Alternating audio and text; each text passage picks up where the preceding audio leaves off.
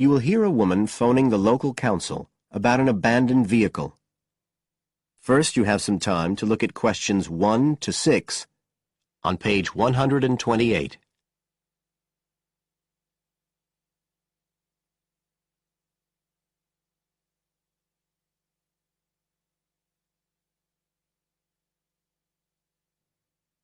Now we shall begin. You should answer the questions as you listen, because you will not hear the recording a second time. Listen carefully and answer questions 1 to 6.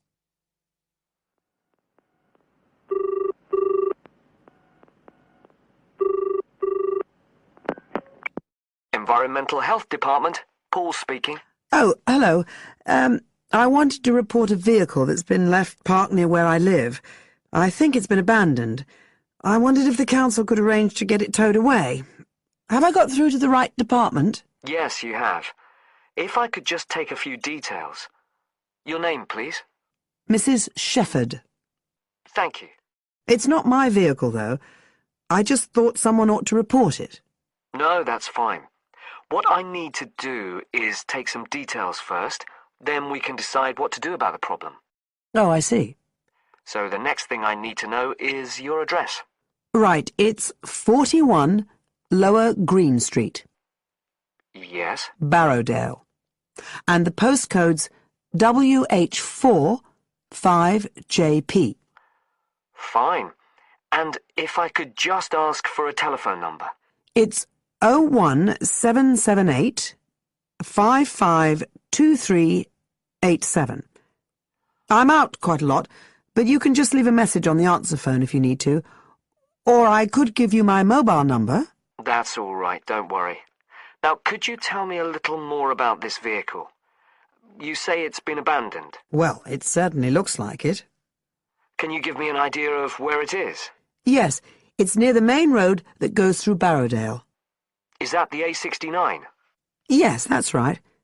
Now, there's the primary school just towards the end of the village, and then next to that, next to the children's playground, there's a field, and it's in there. Oh. I wonder how it got in there. Well, there's a gate to allow farm machinery in and out.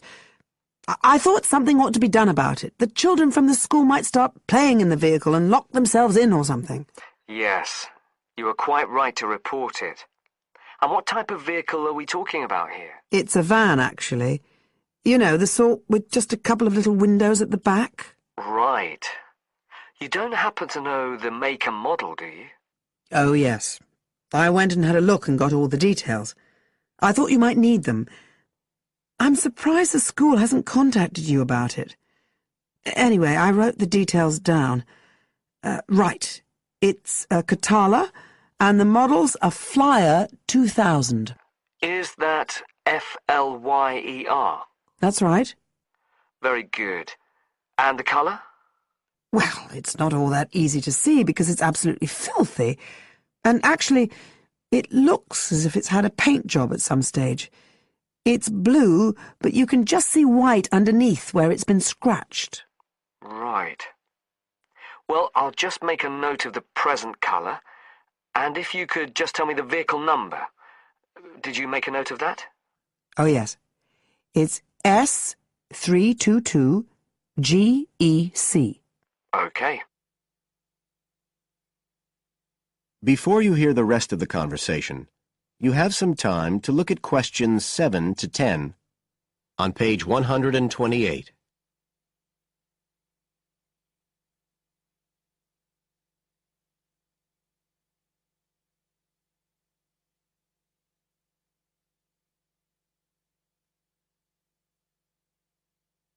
Now listen and answer questions 7 to 10. And it sounds as if the general condition of the vehicle isn't too good, from what you say. No, it's pretty poor. It wouldn't be drivable. It's got a flat tyre and there's a crack in the windscreen. I reckon someone just wanted to get rid of it. That's usually the way. It's been there for nearly a week. No, it must be 8 days. I remember it was a Sunday morning when I noticed it. It wasn't there the day before. I walk past it most days on the way to the shops.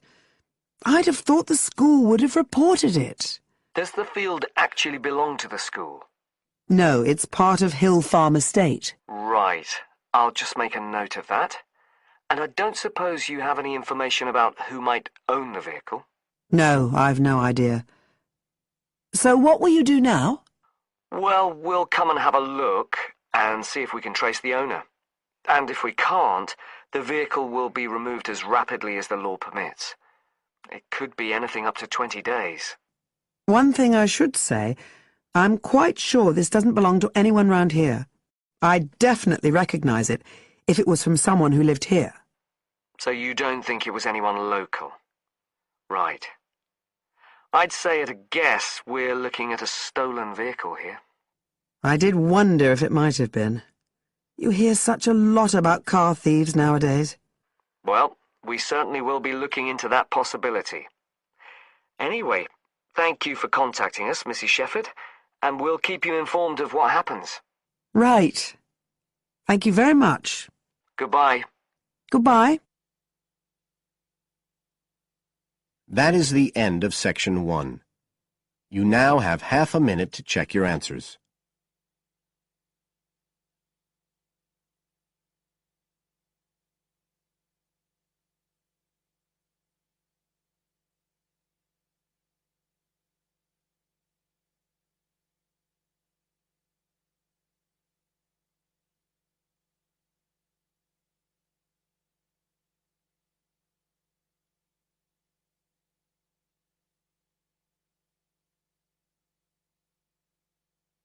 Now turn to Section 2 on page 129.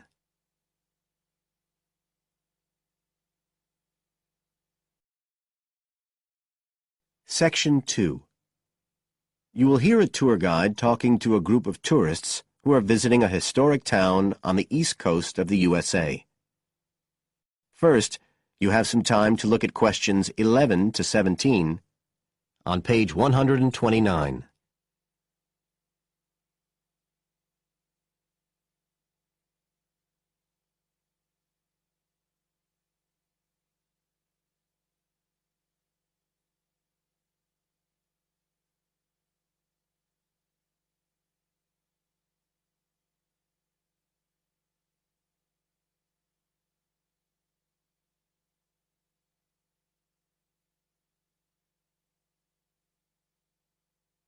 Now listen carefully and answer questions 11 to 17.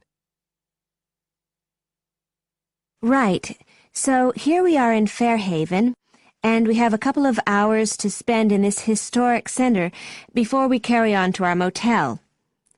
And as you'll know from the itinerary of our trip, we're visiting Fairhaven because of its historical links with a man called Manjiro Nakahama. So I'll begin by giving you a brief overview of his life, and then you can explore the town at your leisure. Well, Manjiro Nakahama, as he was then known, was born in 1827 in a village by the sea in what is now Toshishima-zu in Japan. And like many people in that town, he became a fisherman when he was just a youngster. One day in 1841, when he was just 14 years old, he and some others were fishing far off the coast of Japan when they were caught in a storm and shipwrecked on a small deserted island. They had to wait for 6 months before they were rescued by an American whale ship that had stopped at the island by chance. 4 of the 5 Japanese were put ashore in Hawaii, but Manjiro had become friends with the captain, William Whitfield, who came from the town of Fairhaven, where we are now, and he chose to remain aboard and to return with the boat to the USA. So Manjiro unwittingly became the first Japanese ever to set foot on American soil. He came back right here to Fairhaven with Whitfield and stayed with the Whitfield family, who paid for his education here in the town. He studied mathematics and geography, as well as shipbuilding and navigation. But he missed his mother and his own country, and eventually he went back to Japan, where he had a responsible position as a university teacher, and also served an invaluable role as interpreter during the initiation of relations between Japan and the United States in the middle of the 19th century. But the most interesting thing is that the links between Toshishimizu and Fairhaven have remained and grown stronger over the years, in spite of the distance between them. And in fact, the two places now have the official status of sister cities. Both places are ports, so in fact the inhabitants have a lot in common. There have been a number of visits by the inhabitants of Toshishimizu, in particular at the time of the festival, which is held every 2 years here in Fairhaven to celebrate the life and achievements of John Manjiro. It takes place in the fall, and there's an ever-growing program including drumming, singing, martial arts, and stalls selling Japanese and American food. So if you're going to be in the region around then, it's really worth a visit. Before you hear the rest of the talk, you have some time to look at questions 18 to 20 on page 129.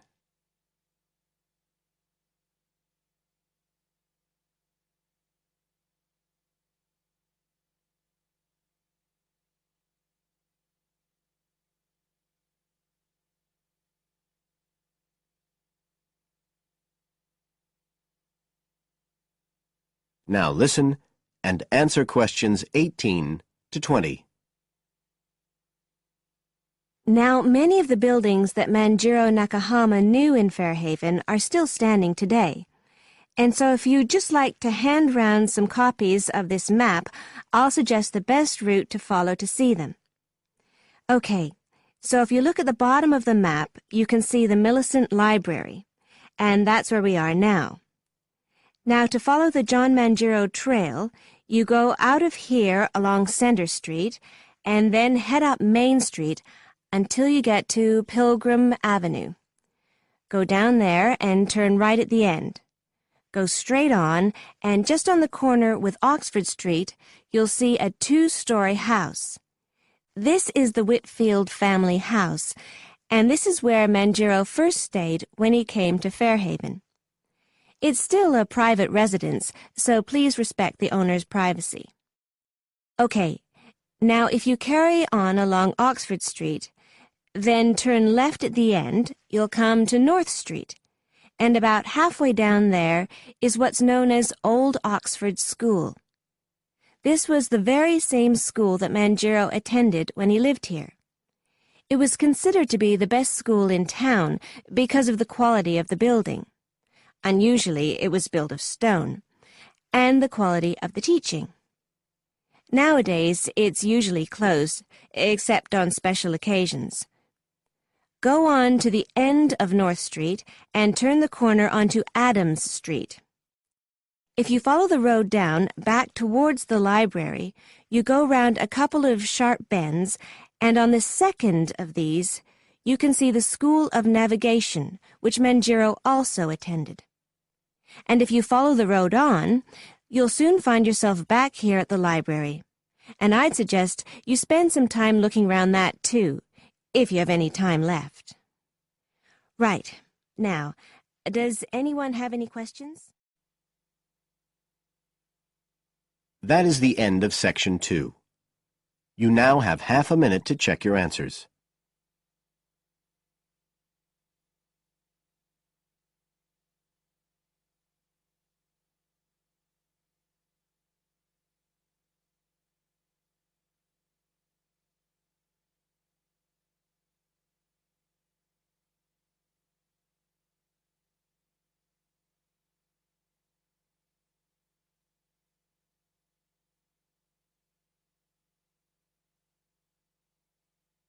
Now turn to section 3 on page 130.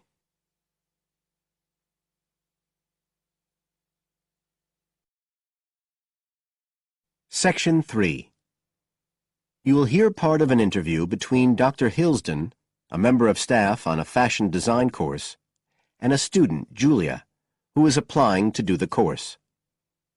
First, you have some time to look at questions 21 to 23 on page 130.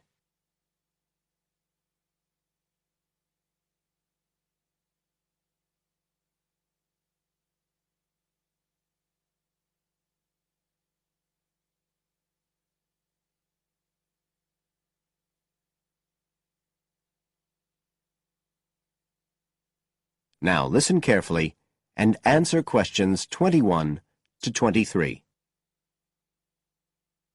Right, Julia. So, from your CV and portfolio, and what you've already told me, you seem to be very much the sort of person we're looking for on the postgraduate course. So tell me, you finished your fashion design course in London 4 years ago.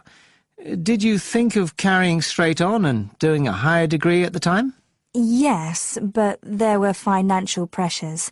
So I ended up working in the retail industry, as you can see from my CV.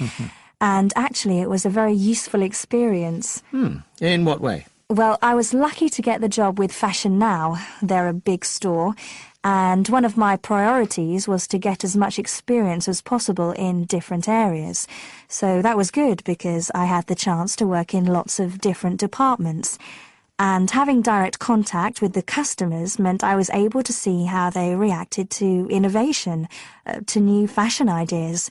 Because with Fashion Now, a designer might show something in New York or Milan, and there'll be something similar in the shop within weeks.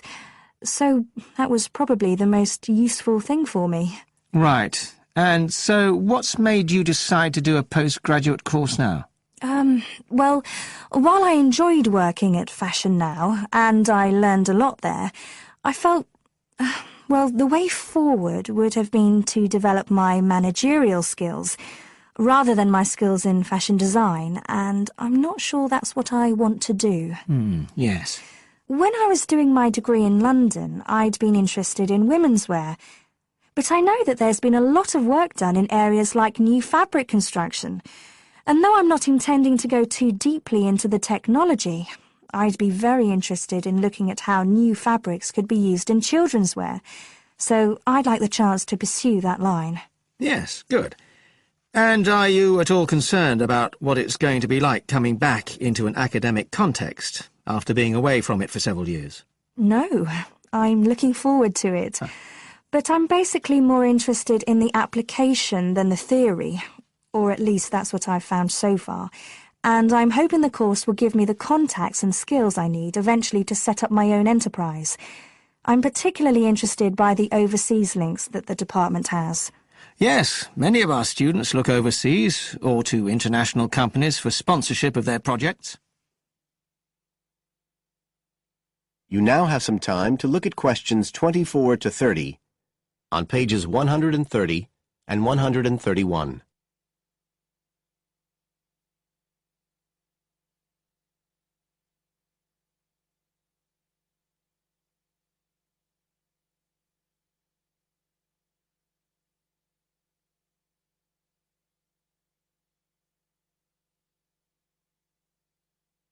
Now listen and answer questions 24 to 30. And the facilities here look excellent. I just went to look at the library. It's really impressive. There's so much room compared with the one at my old university. Yes, most students find it's a good place to study. And there are link-ups to other universities, of course, and all the usual electronic sources. The staff run an information skills programme, which we recommend all postgraduates do in the first week or two. Design students find these special collections particularly useful. Yes. Then we have a separate computer centre, which has its own academic coordinator, Tim Spender. He's got a background in art design, and the ethos of the centre is that it's a studio for innovation and creativity, rather than a computer laboratory. Oh, right. I liked the study spaces where students can sit and discuss work together. Very useful for joint projects. We always had to do that sort of thing in the cafeteria when I was an undergraduate. And I read in the brochure that there's a separate resource for photography. Yes, it's called Photomedia. It's not just for photography, but things like digital imaging and new media. It's a resource for all our students, not just fashion design. And we encourage students to work there, producing work that crosses disciplinary boundaries. It's well used. In fact, it's doubled in size since it was set up 3 years ago. And we also have an offshoot from that, which is called time-based media. This is for students who want to develop their ideas in the area of the moving image or sound. That's in a new building that was specially built for it just last year. But there are plans to expand it, as the present facilities are overstretched already. Right. Now, is there anything you'd like to ask about the course itself? I know it's a combination of taught modules and a specialist project, but how does assessment fit in? Well, as you'd expect on a course of this nature, it's an ongoing process. The degree course has 4 stages, and there are what we call progress reviews at the end of each of the first 3. Then the final assessment is based on your project. You have to produce a report, which is a critical reflection on your work. And is there some sort of fashion show? There's an exhibition. The projects aren't all focused on clothes as such. Some are more experimental, so that seems more appropriate. We ask representatives of fashion companies along, and it's usually well attended. Right. And another thing I wanted to ask. That is the end of Section 3. You now have half a minute to check your answers.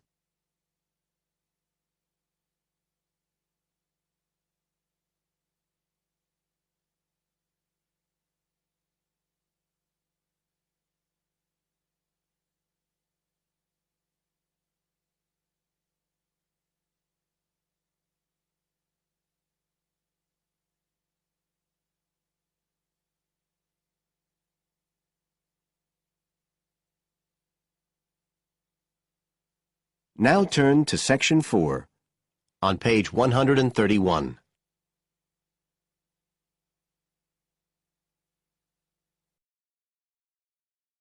Section 4. You will hear a lecturer talking about the importance of laughter.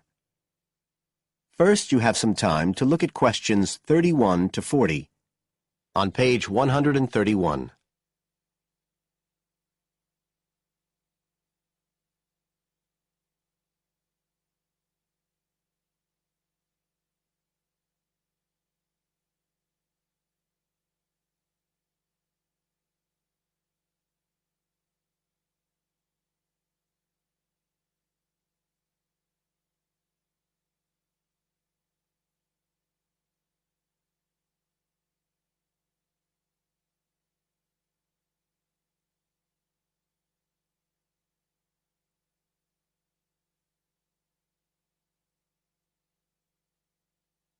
Now listen carefully and answer questions 31 to 40. Good afternoon, everybody. And in our second talk on social psychology, I want to look at the role of laughter in our lives, something that usually gets everyone smiling from the start. So, first of all, I'll start by looking at the actual nature of laughter. Well, when someone laughs, you've got movement of the muscles of the face and the chest, and you've got sound formed when the air's forced out of the body as part of this process. So we're talking about a physical activity. But obviously, other things are involved as well, and this is where it gets more complicated. Laughing isn't something that you normally decide to do, so it's not voluntary behaviour like ordinary speech. Instead, it's regulated by our instincts, rather like the singing of a bird or the roaring of a lion. And once you start to laugh, it can be quite hard to stop. That's not always under your conscious control either. But why do we laugh? Because we find something funny, most of us would say. But in fact, it appears that laughter has little to do with jokes or funny stories. Only about 10% of laughter is caused by things like that. One suggestion is that human laughter may have originally started out as a shared response to signal relief at the passing of danger. And it's true that even these days, laughter's rarely an activity carried out by an individual on his or her own. In fact, people are 30 times more likely to laugh when they're with other people than when they're completely alone. Laughter still seems to be a kind of social signal. It occurs when people are in a group and they're comfortable with one another. And it seems likely that laughter can result in the creation of bonds between the people in the group. And it's precisely because of this social aspect of laughter that people like public speakers and politicians often try to get their audience to laugh. It encourages their listeners to trust them and to connect with them. But this kind of thing, controlling the laughter of a group that is, indicates that there's a link between laughter and power, and this is supported by several studies that indicate that bosses use humour more than their employees. And research has also shown that female listeners are likely to laugh much more if the speaker is male, so it appears that there are gender issues associated with how much we laugh. I should also point out that laughter can be used as a negative signal as well as a positive one. I think we've all probably seen evidence of a group using laughter to exclude someone, to emphasise that they are not accepted. So it's not always a positive type of behaviour either. So what all this goes to show is that laughter is a very, very complex issue.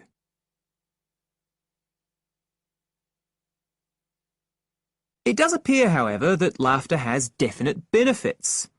If we look first at the psychological aspects, we know that people often tend to store negative emotions such as anger, sadness and fear, rather than expressing them. And it seems that laughter provides a harmless way for the release of these emotions. But there are also clear physical effects that have been monitored too. For example, laughter is good aerobic exercise. It speeds up heart rate and respiration and raises blood pressure. One researcher suggests that 100 laughs a day is the equivalent of 10 minutes jogging. Laughter also helps prevent the stress that so many people suffer from today, which results from the faster pace of life and all that goes with it. It does this by reducing the levels of hormones in the blood which are caused by stress. And in addition, it is known to increase the levels of chemicals that protect the body from infection or pain, and so it helps to boost the immune system. One interesting study showed that people who had had surgical operations asked for fewer painkillers if they'd been viewing comic films. In fact, research has even shown that the quality of dreams can be positively affected by laughter. A good laugh 10 minutes before going to sleep can prevent you from having bad dreams and give a much more pleasant and restorative night's sleep. So there's now little argument that finding things funny and enjoying a good laugh is extremely beneficial to us all. What we need to consider now are the ways in which laughter can be used as a treatment for people who... That is the end of Section 4. You now have half a minute to check your answers.